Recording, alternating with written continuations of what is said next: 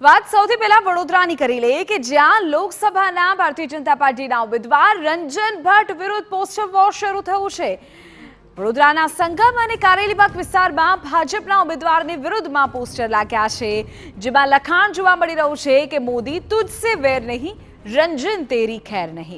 MLA Manishaben वकीलना जनसंपर्क कार्यालय तरफनो जे मार्ग है त्यां पोस्टर लाग्या है। रंजनबेन भट्टने भाजपे त्रीजी वखत रिपीट करवानो निर्णय लेता ज आ विवाद वकर्यो छे। तो आ पोस्टर मुद्दे सोसायटीना स्थानिको अजाण होवानुं कही रह्या छे। સ્થાનિકોનું કહેવું છે કે અમે રંજન ભટ્ટ વિરુદ્ધ આ બેનર નથી લગાવ્યા, કોઈ ત્રાહિત વ્યક્તિ બેનર લગાવીને ગઈ હોવાની શંકા છે। તેમણે કહ્યું કે અમે રંજનબેન ભટ્ટ અને ભાજપના સમર્થકો છીએ, સોસાયટીને બદનામ કરવાનું આ કાવતરું છે। સમગ્ર મામલે ચૂંટણી પંચે તપાસ કરવી જોઈએ।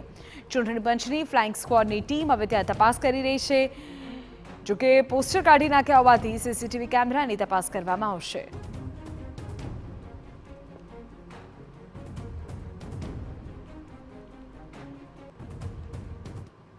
જાણ વિરુદ્ધ છે।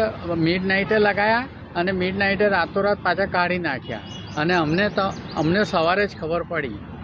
હવે આ જે વિરોધ પક્ષવાળાએ જે રીતે ષડયંત્ર કર્યું છે એ અમને કોઈ કર્યું છે શું છે કંઈ ખબર નથી। અહીંના વિસ્તારવાળા કોઈ બી રંજન ભટ્ટ વિરુદ્ધ કોઈ છે નહીં। અહીં બધા ભાજપના જ કાર્યકર ને બધા સારા છે ને એમનું ભાજપનું પરિણામ બી સારું જ છે। અહીંયા કામના બાબતે અમારે કોઈ કમ્પ્લેન નથી।